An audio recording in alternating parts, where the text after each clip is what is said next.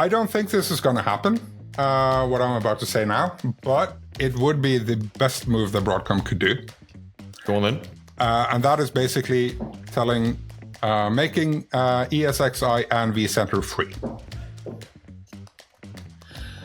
Yes, I don't think that's going to happen either. But No. yeah, that would be lovely. They're revamping everything licensing.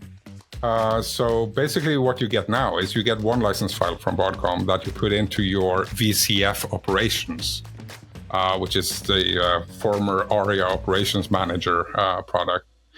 And then in that tool, you can split up your licenses and assign them to resources as you see fit. It's also possible in Azure, for example, to host Azure VMware solutions. And Yes. From my understanding, it's also possible to host some sort of portable VCF setup there. Yeah. And especially then with the streamlined management, I think that makes a lot of sense to have like most of your stuff maybe on-premise or in your own data center. Hello, everybody, and welcome along to this podcast. So today we are lucky enough to be joined once again. Alexander, are you replacing Christian Lehrer now? Is that the way this is working? Not entirely sure. Not entirely sure. We need to have a German member of the team. There he is, ladies and gentlemen. Alexander is kind enough to join us again. You've introduced yourself on many occasions, so I don't think we need to introduce you again. Please look at other podcasts.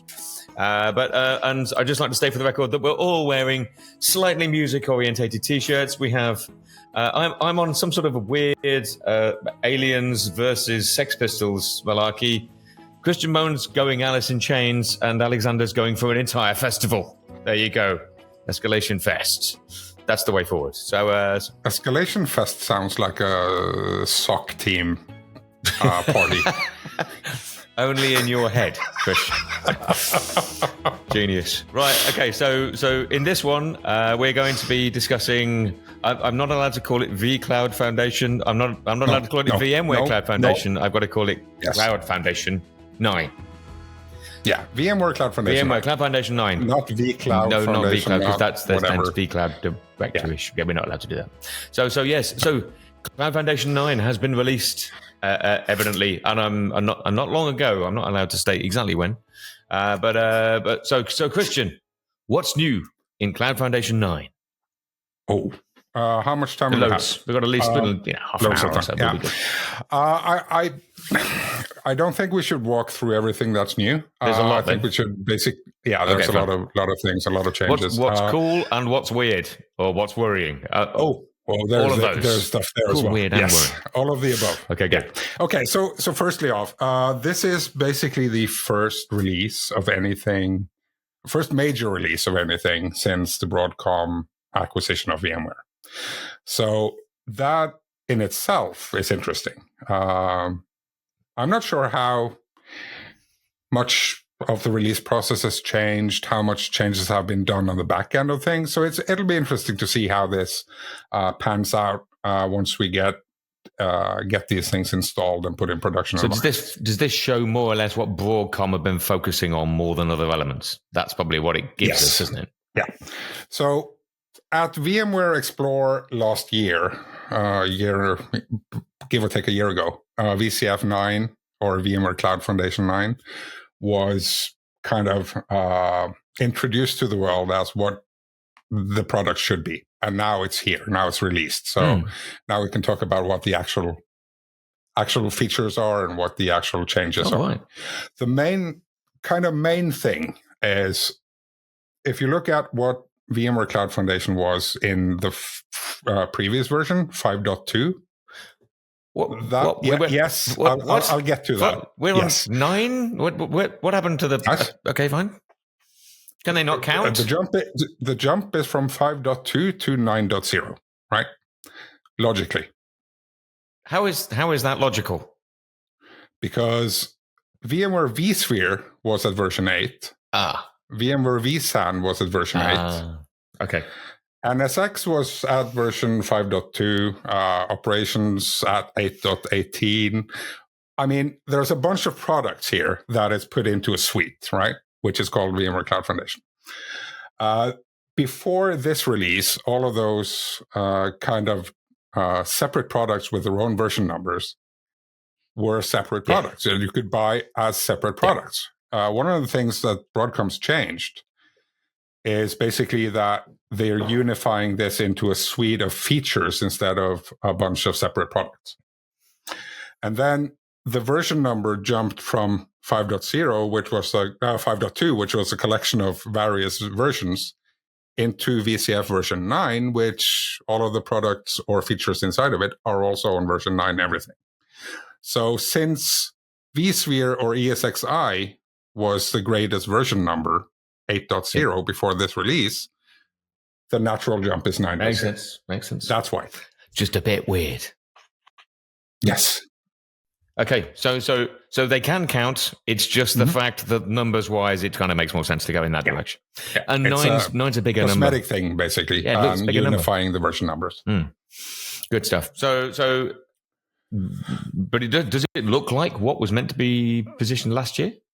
Yes, it does, actually. Okay, good. Which is more than I thought it would. I thought the kind of grand vision they showed last year was perhaps too big of a mouthful to do in a year, but it seems like they have.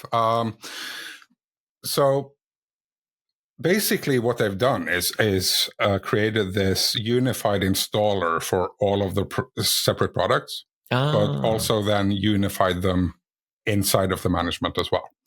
And the interesting thing there is that they've unified the installer for now VMware Cloud Foundation, which is the big suite with everything in, but also for the VMware vSphere Foundation, which is a smaller licensing package with not the same features, but it's also, you can deploy both with the same kind of installer interface. Oh, nice. So they've very much simplified the installation process of the entire suite, both VCF and VVF, which is good, it was needed. I'm going to say it was a bit of a mismatch or a hodgepodge of everything you needed to put into one interface and then deploy it. Now it's much more streamlined and easier to do. So all of the previous components had their own installers up until this point. You would install NSX as a separate installer. You would install vCloud Director as a separate installer. The so-called ARIA lifecycle manager that they did kind of the deployments for you, but that was separate from the vSphere and VMware part of the deployment, and it was kind of wasn't coherent. It is now. So that looks really, really good. It's a more polished product instead of a set of guidelines of how to install things. Yeah, put it that way. Absolutely. Yeah. Oh, good. But which again, actually, and that's quite a clever thing from their perspective, because it makes it a single product rather than making it multiple products that are bound together by a single licensing package. Yeah. On the back end of things, the products are kind of disparate, separate still, but the kind of experience of deploying it is more of a unified one. And they working in 9.1 and 9.2, the two next versions, they'll integrate things even more. But high level, it looks good. It's the VMware version of Microsoft Office. You can just tick Word, Excel, PowerPoint as you go through, etc. Okay, my brain's weird. Right, okay. Okay, good. What else? What else is cool? One of the things that Broadcom's really focused on is basically getting rid of all of the things that VMware did that was cloud. Oh, right. So they've kind of shut down. So they called it Cloud Foundation. The focus is private cloud. It's not public cloud. It's not multi-cloud as much as it was. Oh, I see what you mean. I mean, VMware's mantra the last few years was basically multi-cloud. VMware wanted to be everywhere for everyone. And Broadcom is saying, well, we're not going to compete with AWS or Azure. We're going to be call it the operating system for the private cloud. That's what we focus on. Okay. So they've kind of shut down all of their cloud offerings, and their primary and pretty much single focus is on-premises private cloud deployments for customers. And that's it. And that's a big focus change from what VMware used to do. Because they've released additions to Azure and to AWS where you can run VMware virtual machines inside those environments. I think it's quite costly. It is. But it does the job. Those still exist as well, but there's license portability between your on-prem to the hosted VMware solutions in AWS or Azure or Google Cloud or Oracle Cloud. So they are still there, but VMware had the operations tool they had, ARIA Operations, used to be a management or monitoring solution for your VMware estate. That was a cloud offering. You could run it on-prem or you could run it in VMware's cloud. That's no longer an option. You have to run it locally. That's, all of those kind of software as a service from VMware cloud offerings, those have been removed. Really? And it's on-prem only going forward. Because that's a bit odd, because a lot of other providers, backup providers in particular, obviously an area close to my heart, is the fact that they're going very much SaaS orientated, where they're trying to offload as much to a SaaS environment as they can to then service other businesses, because it gives them greater control, and to a certain extent it takes the service providers out of the picture as well. But VMware are deliberately going in the opposite direction. They're bringing stuff back from SaaS to put it locally. Yeah, absolutely. And for a backup service, for a backup provider to do that, it makes sense, because you want to move your backup data out of your primary data center anyway to keep it secure. So it makes a lot of sense to offload that and put it into a cloud environment where you can scale more easily on the storage side of things. But for your core infrastructure, that's where VMware says that, well, we're going to be that alternative to the hyperscalers, but in your data center. Yeah, interesting. And that's one of the big kind of visions for VCF going forward as well, is being that local private cloud that you can operate as a cloud. Which is why they've introduced things like VPCs, virtual private connections, and stuff like that, and multi-tenancy and stuff into VCF that wasn't there before. Oh, right. Okay. So that's also a part of this release. But for the cloud providers out there that are running VMware Cloud Director, which we are in our own offering, PHC, that's something that will come later on inside of VCF. So in 9.1 or 9.2, you will be able to do the Cloud Director multi-tenancy part in a VCF setting in a provider's data center. So that's something we need to look at on our end for the design of our own offering for this. Nice. Good. So yeah, all of a sudden we have coherent release numbers from VMware, which is first time in history, I think. Possibly. They may have done it a while back with, but maybe on slightly fewer products. When they had one product, it was coherent. But after that, it wasn't. So, yeah. No, but I suppose, maybe I'm doing a slight disservice to the fact that, aligning all your numbers together with your marketing team is not really a release thing for me. There's no features in that. That's just, that just pleases my OCD, if that makes sense. Yeah. But there is a lot of new features there as well. I mean, you get a new version of ESXi. Nothing big there. But that's pretty much ESXi has been pretty much perfected, kind of, for the last pretty much 5 years, hasn't it? There's not much more they can do with regard to that, I wouldn't have thought. But you also get VSAT 9, which is really interesting, because all of a sudden you can do vSphere replication between clusters. So you can actually take a snapshot of a VM on cluster A, and offload that snapshot to a different cluster B, for backups or for replication of data or whatever. Right. So they're kind of dipping their toes into what NetApp has been doing with snapshots. Yeah, exactly. Now you can do that natively on vSAN as well. That's interesting, because you've been able to replicate virtual machines between clusters for some time, but now you're able to leave the virtual machine where it is, but replicate the snapshots for that virtual machine. So you're keeping a backup to all intents and purposes at various points in time. Exactly. Nice idea. You can use it for migrations, you can use it for backups, you can use it for a bunch of different things. So if you want to spin up a test environment in a different cluster, you can now offload a snapshot, right? Home lab. Yeah, for instance. So that's cool. That's a new feature. They're revamping everything licensing. So basically what you get now is you get one license file from Broadcom that you put into your VCF operations, which is the former ARIA Operations Manager product. And then in that tool, you can split up your licenses and assign them to resources as you see fit. previously you had to do that in the VMware or Broadcom portal and go in and, okay, I have this license for X amount of cores. I need to split it up into these different ones and download new license files. Now you get one file and you can do whatever you want with it. Oh, okay, fair enough. So they're streamlining management of licenses across the products. It's one license key for the entire thing. Either it's VCF or VVF. It's that single license file. So there is no ESXi license. There is no vCenter license. There is no NSX license. There's no vSAN license. It's one license, and you assign it to your resources as you see fit. So the license is just a reference that you're pulling from their website to all intents and purposes that contains the database. Yeah.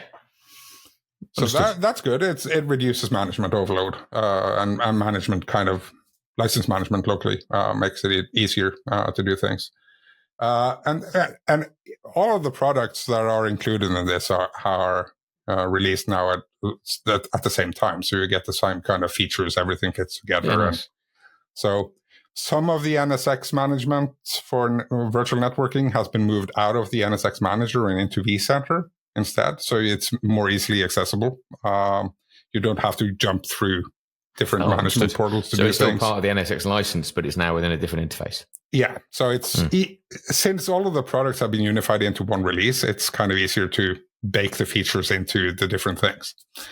I've got to say that's something that always surprised me with NSX is the fact that you kind of expected NSX to be a feature of vCenter to manage within vCenter, because normal virtual networking you manage within vCenter or indeed within the ESX interface.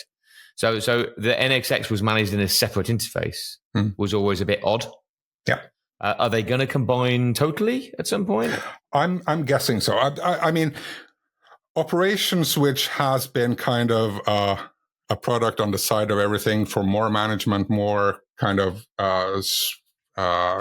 performance monitoring and doing everything. Now they're baking licensing into it. I'm thinking they're going to bake more of the things into operations and move them out of vCenter in a way and over to operations instead. So you get a unified look across your entire VCF fleet, because now you can manage several VCF instances, separate instances from the same interface as well.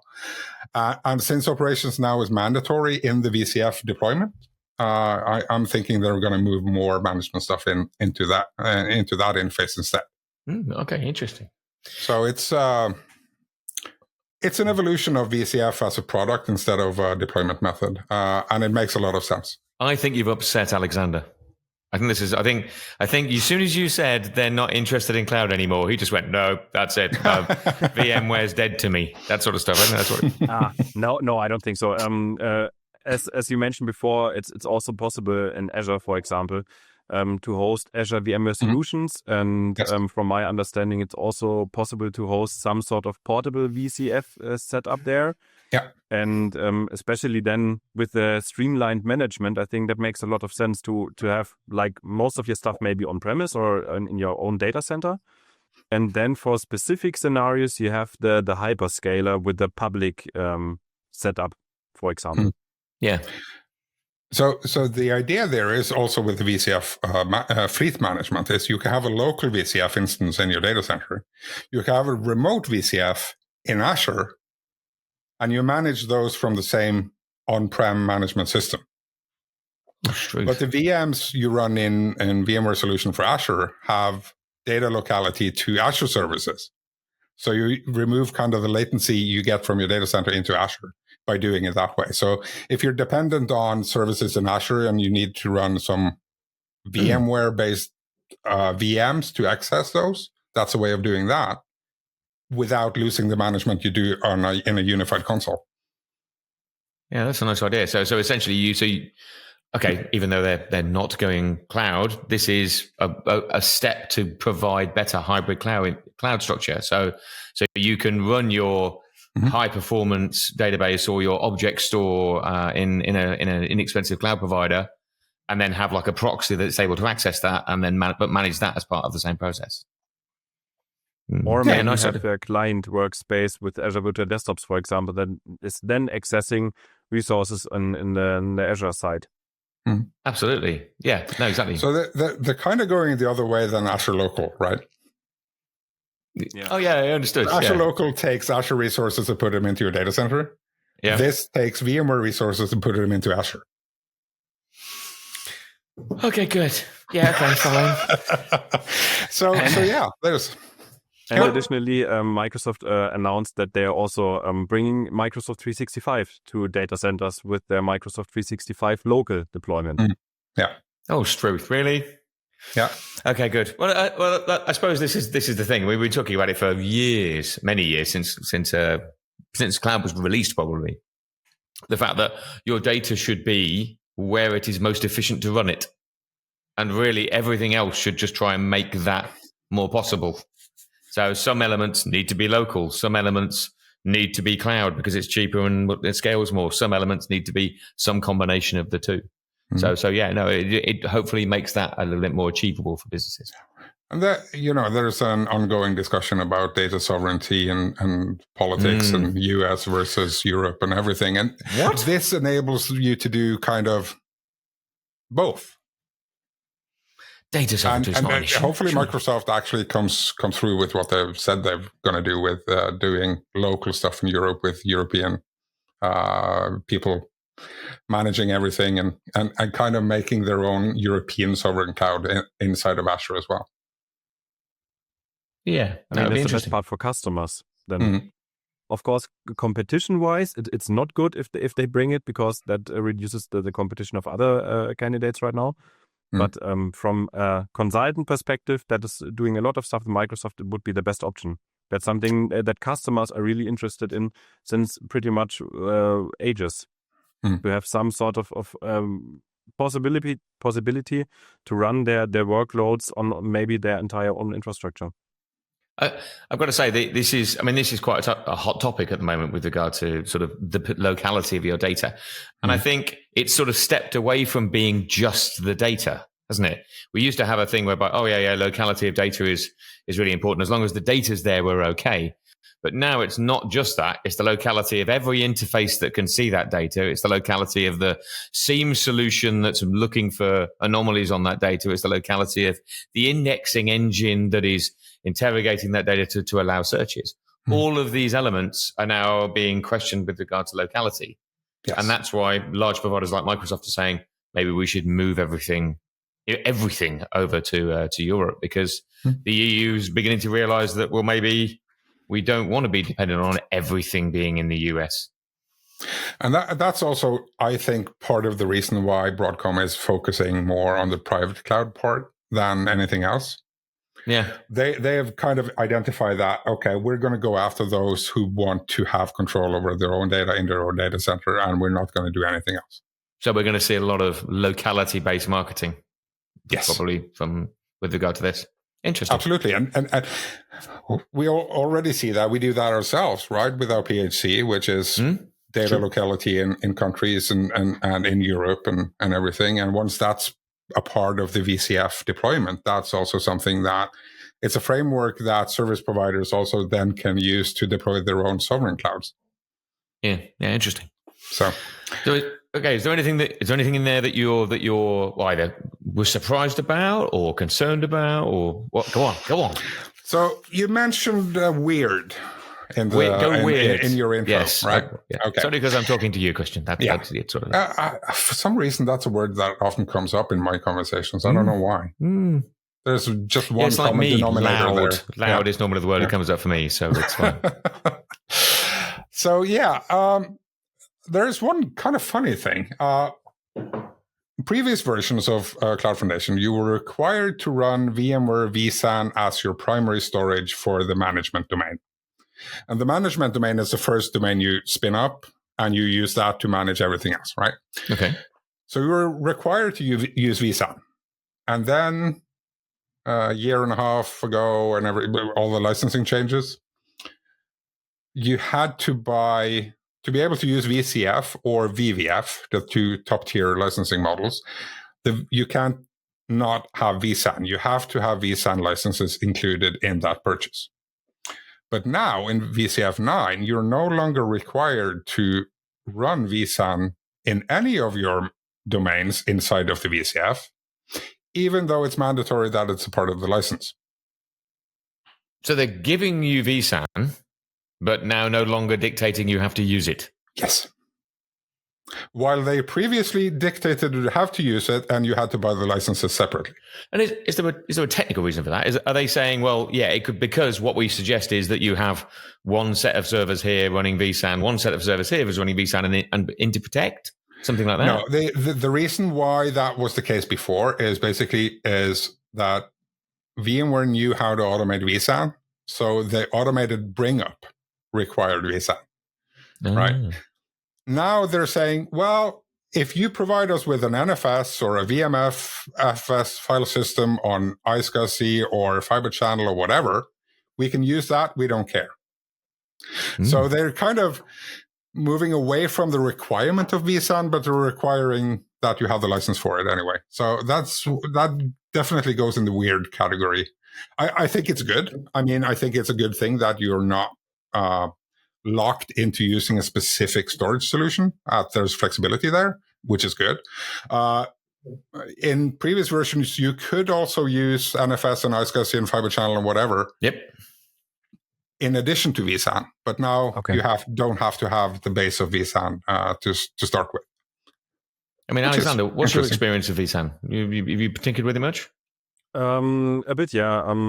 Before my Microsoft Azure time, I was doing a lot of stuff with VMware as well, and set up clusters with it that were replicating and so on. So yeah, a bit of experience with vSAN, but I have to admit, I think it's kind of cool now that they offer more flexibility, even though you have to still, of course, pay the vSAN feature. Then that's it's on the part downside. Of the entire list.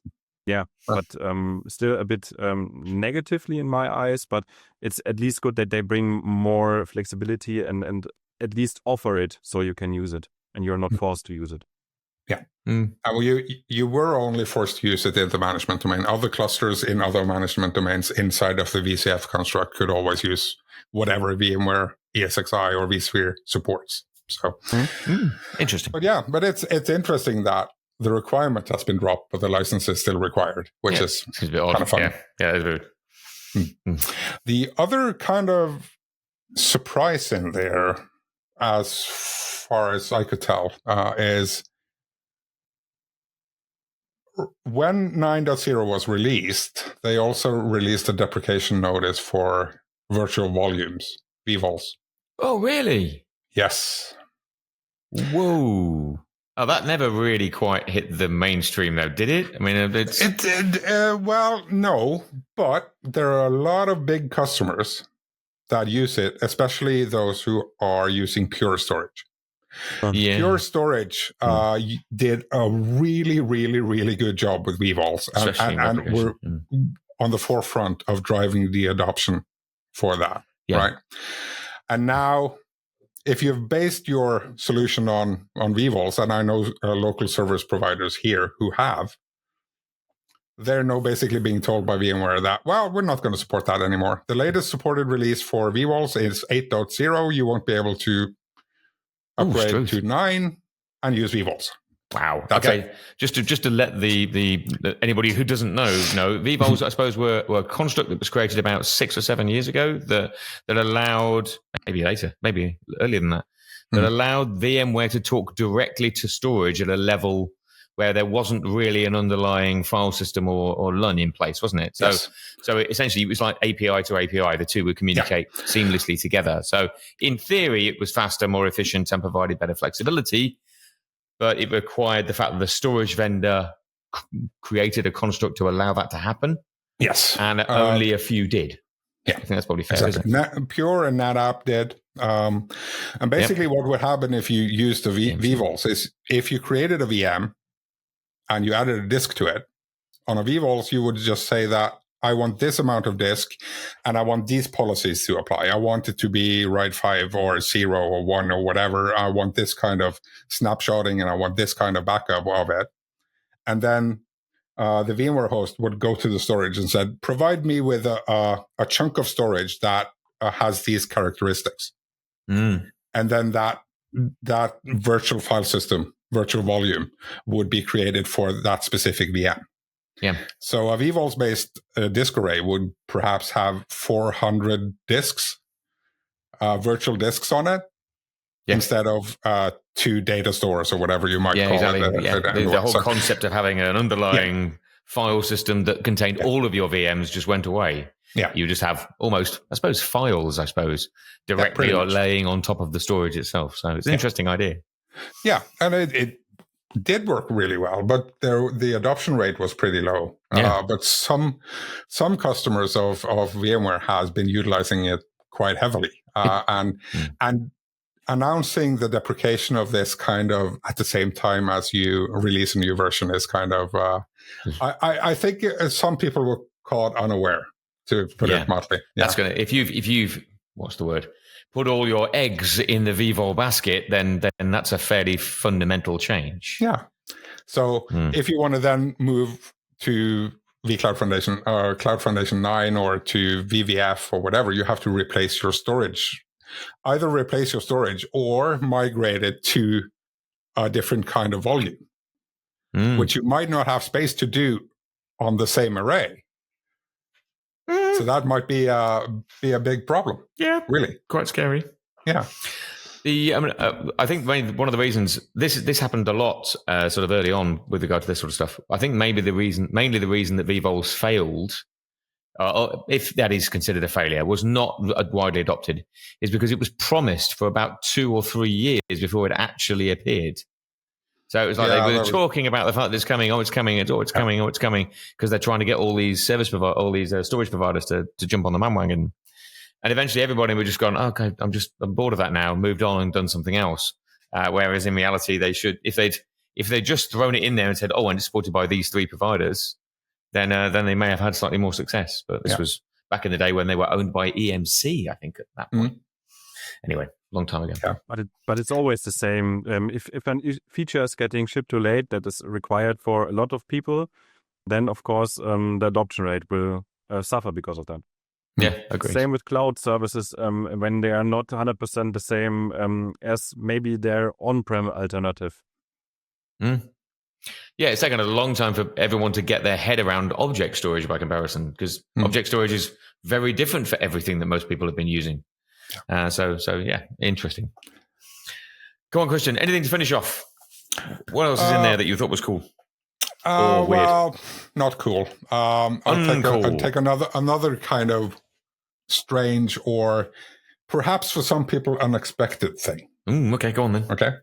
So, as I mentioned, Broadcom took all of the 400 whatever SKUs that VMware had, license numbers and available things you could order a la carte, and combined that into 4 bundles. Those 4 bundles have been changed a few times, but right now it's VCF, the top tier, VVF, the second tier, and then you have vSphere Enterprise Plus as one licensing bundle, and then you have vSphere Standard. And that's the 4 license models that are available. Okay. vSAN is only available in the top 2 of them. NSX is only available in VCF, right? Wow. The 2 lowest level tiers, vSphere Enterprise Plus and vSphere Standard, with all of the licensing now being moved into operations, which is a product that isn't included in Enterprise Plus or vSphere Standard. Okay. How do you handle licenses for those lower level tier license models? Right? Yeah. That was my question, right? The answer is, well, for now, at least, and possibly permanently, I think, but that hasn't been communicated yet. vSphere Enterprise Plus and vSphere Standard is on vSphere 8, and that's it. Oh, truth. So you can't upgrade the underlying hypervisor and vCenter servers and everything else on those lines? Nope. At this point in time, there is no way of installing vSphere 9 on those licensing levels. If you look at the product comparison PDF that Broadcom's provided with all the different models, it has a small note on top that says Enterprise Plus and Standard, you're stuck on vSphere 8 for now. Alexander's nodding. Did you see this as well? And I didn't see it, but I can see it happening maintenance-wise. Yeah. So I'm guessing the 2 lowest level tiers will be dropped by Broadcom entirely at some point. Wow. But all the vCloud Foundation 9 and VVS, or whatever it's called. VVF. Yeah. They're not cheap levels, are they? Nope. And they cover virtually everything. Mm-hmm. So they're taking away all of the low-hanging fruit options for VMware to all intents and purposes. Yes. So, in good kind of Broadcom tradition, they're focusing on their biggest customers. Okay, good. Or not good, if you know what I mean. Yeah. So, and really that, okay, I suppose that means that your average small to medium enterprise may find this challenging moving forward. Yes. So, I don't think this is going to happen, what I'm about to say now, but it would be the best move that Broadcom could do. Go on then. And that is basically making ESXi and vCenter free. Yes, I don't think that's going to happen either. But no. Yeah, that would be lovely. Because the alternative, those are running vSphere Enter++ or standard, who thinks that VVF or VCF is too expensive, will have to move to another hypervisor, right? Most likely that would be a KVM-based hypervisor of some sort, be it HP VM Essentials or Proxmox or even Nutanix or whatever. If Broadcom just told everyone, well, you're going to, for the basic hypervisor virtualization layer, you'll get that for free. They won't move over to a competing hypervisor at all, and you might be able to move them up to a VVF or VCF at some point.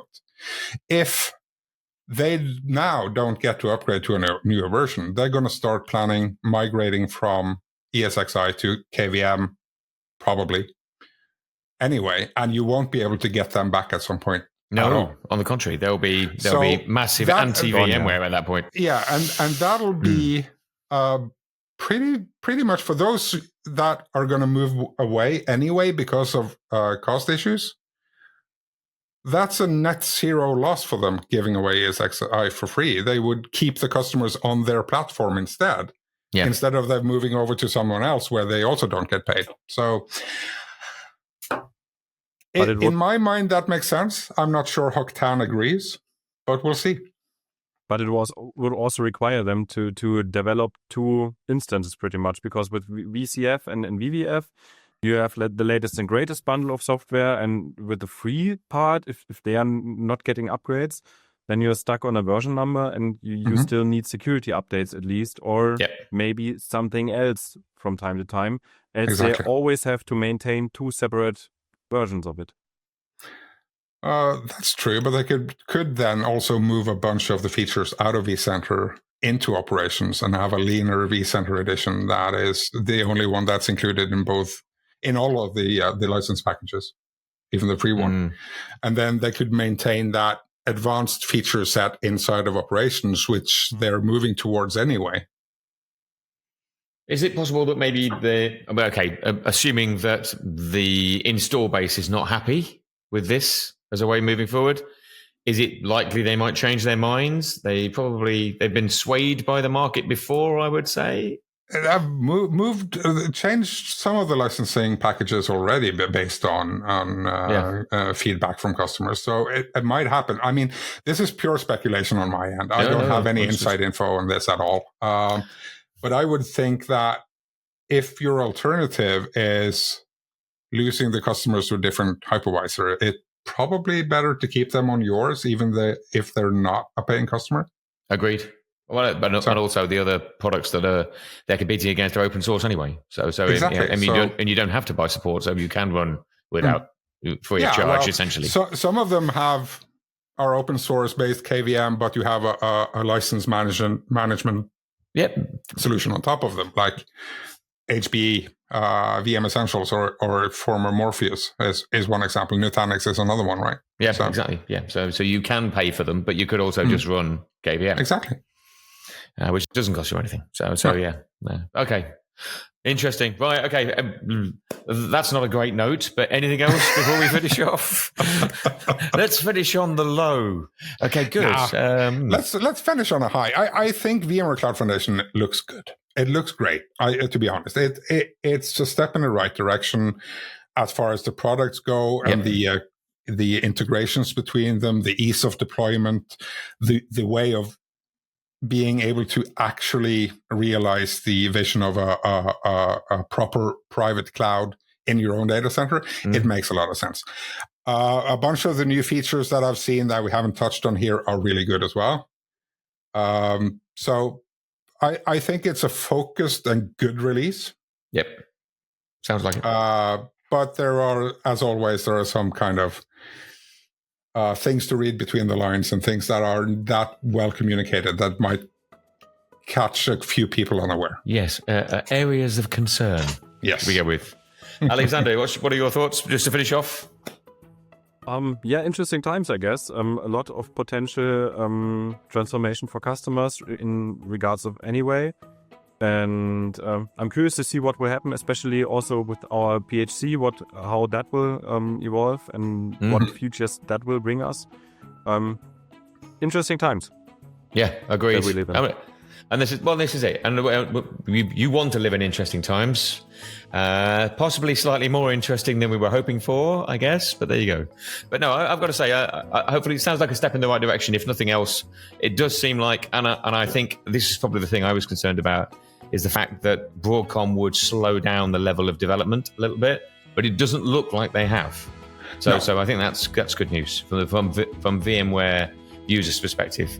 Although it also sounds like from an SME's perspective, may not necessarily be good news, but let's see how that works out when it all comes clear. But really interesting question. Thanks for that. Much appreciated. Right, okay, I think we probably best call it to a close there. I don't even mind, just me to say thank you, Alexander, for joining us yet again, our honorary German. And Christian, thanks again for your time, much appreciated. Thanks, everybody.